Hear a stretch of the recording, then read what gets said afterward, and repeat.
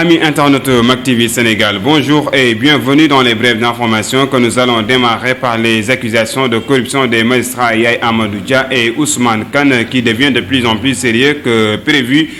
En effet, ce qu'actuellement la magistrature l'affaire atterrit devant la justice, des sanctions lourdes allant de l'avertissement à la radiation pèsent sur les deux magistrats car selon l'observateur, ces sanctions seront appliquées aux juges selon la gravité des faits. Si les allégations de corruption sont avérées, le Conseil supérieur de la magistrature peut demander des sanctions pénales contre le magistrat Ousmane Kane et pour l'accusateur Yaye Amadou Dia. Le président de la Cour d'appel de Kaolack risque aussi des sanctions si les allégations ne sont pas fondées.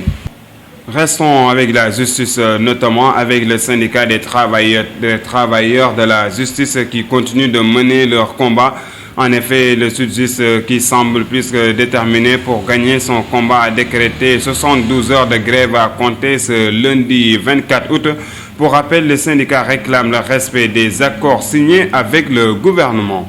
Toujours dans les brèves d'information avec cette scène horrible qui s'est déroulée à Tivavone. Il s'agit d'un père de famille d'une vingtaine d'années qui a tué sa femme et son fils. Selon le journal Source A, ces dernières s'est suicidée par pendaison à leur domicile après avoir commis son acte. Une fois informés, la police et les sapeurs-pompiers se sont dépêchés sur les lieux de ce drame. Une enquête est ouverte. Parlons d'un autre drame. Cette fois-ci, il s'agit d'un corps sans vie d'un homme marié qui a été retrouvé nu dans une auberge à Malika. Selon les sources, la découverte macabre a eu lieu ce samedi au petit matin.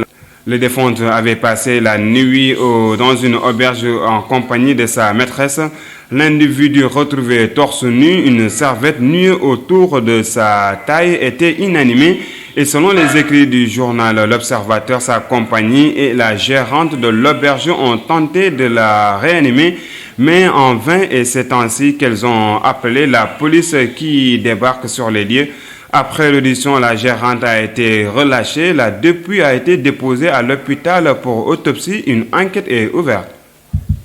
Parlons à présent de la situation du Covid-19 ici au Sénégal. Sur 812 tests réalisés, 64 sont revenus positifs au coronavirus, soit un taux de positivité de 7,88%. Il s'agit de 36 cas contacts suivis et 28 issus de la transmission communautaire.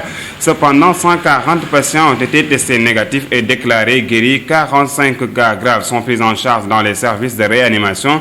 À noter que 3 nouveaux décès ont été enregistrés dans la journée d'hier. À ce jour, donc, le Sénégal compte 13 013 cas positifs, dont 8 595 guéris, 272 décès et 4 145 encore sous traitement.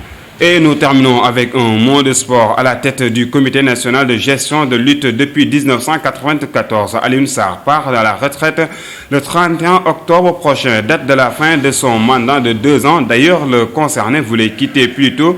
Depuis le 31 juillet dernier, date officielle de la fin de la saison, mais selon Sunulam, Matar Ba, le ministre des Sports, veut qu'un hommage mérité lui soit rendu avant son départ. Et c'est ce qui m'a fait à cette édition présentée avec un immense plaisir. Merci de nous avoir suivis et surtout restez connectés sur MacTV Sénégal.